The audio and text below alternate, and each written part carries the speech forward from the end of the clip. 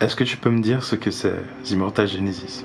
Alors The Immortal Genesis, ça vient de l'année dernière, en gros, où j'étais en école de mode et on devait créer une collection vis-à-vis d'un thème.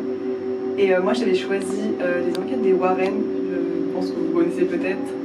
Ça va être tout ce qui était enquête paranormale et je m'étais dit, j'avais trouvé le nom The Immortal Genesis. Voilà, donc ça vient d'un projet d'école de mode. Est-ce que tu saurais me dire d'où vient ce nom? Du coup, ce nom, je l'ai choisi, The Mortal Genesis, pour. Moi, je le traduis à ma façon, en tout cas, par une renaissance mortelle. Donc, ça va être un renouveau. Et comme dans mes créations, on voit quand même souvent le thème qui va être lié quand même à la mort, très sombre, beaucoup de voiles, beaucoup de mystères. Je trouvais sympa de mélanger les deux opposés d'une renaissance et de la mort. Voilà. Et j'ai eu l'occasion de shooter l'année dernière l'une de tes robes et tu parlais de seconde vie et de reliques. Est-ce que tu as toujours cette pensée en tête ou tu as une nouvelle direction? Alors, j'ai toujours gardé quand même ce thème-là, parce que je vois bien que c'est ce qui m'inspire dans toutes mes créations.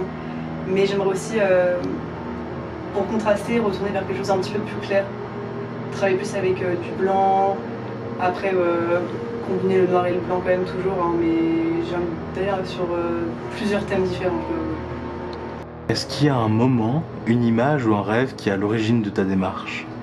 Alors, ça peut paraître tout bête, mais quand j'étais petite, j'ai toujours beaucoup dessiné tout ce qui était vêtements. Voilà, donc j'avais comme rêve d'être styliste, mais à côté de ça, j'avais aussi comme rêve d'être médecin légiste. Et je sais que j'ai mélangé les deux pour faire ce que je fais actuellement.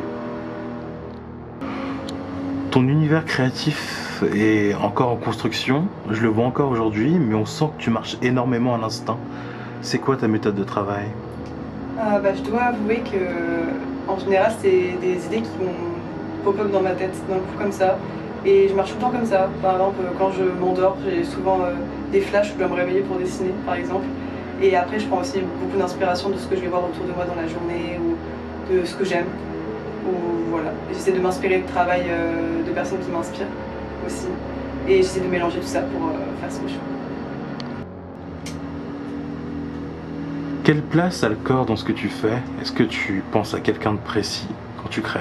Je dois avouer que le corps, ça reste important parce que moi j'aime la transparence dans les vêtements. Et c'est vrai que dans toutes mes créations quasiment, on a vraiment cette transparence. Et je sais que mes silhouettes sont assez... on voit quand même la maigreur qui ressort. Je sais que c'est aussi lié à certains problèmes que j'ai moi et la vision que je peux avoir de moi-même, etc.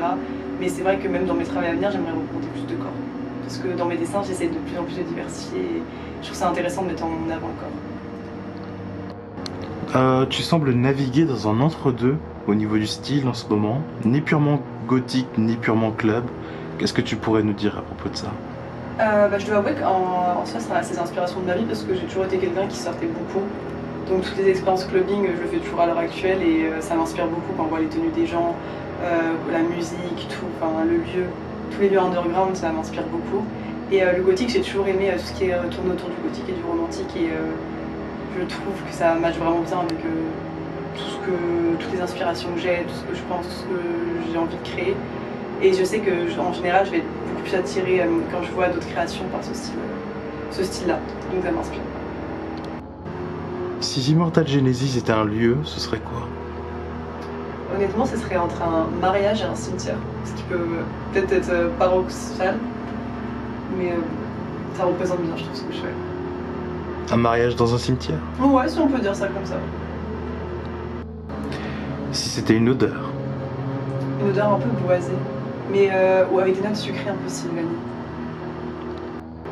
Si c'était un son? Un son, ce serait un chant gothique, ou des airs un petit peu gothiques. Ou alors aussi de la techno, ce qui peut être mélangé entre les deux, ça peut être sympa aussi. Un chant grégorien avec de la techno en fond?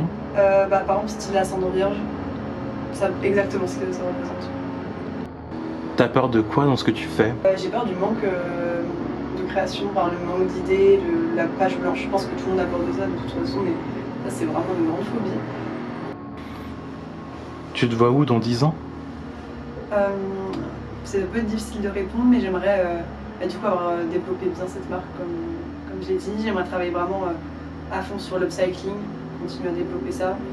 J'aimerais bien également, si je peux, avoir ma marque et pouvoir faire apprendre aux autres à coudre, à dessiner, à trouver de l'inspiration. Je me vois bien.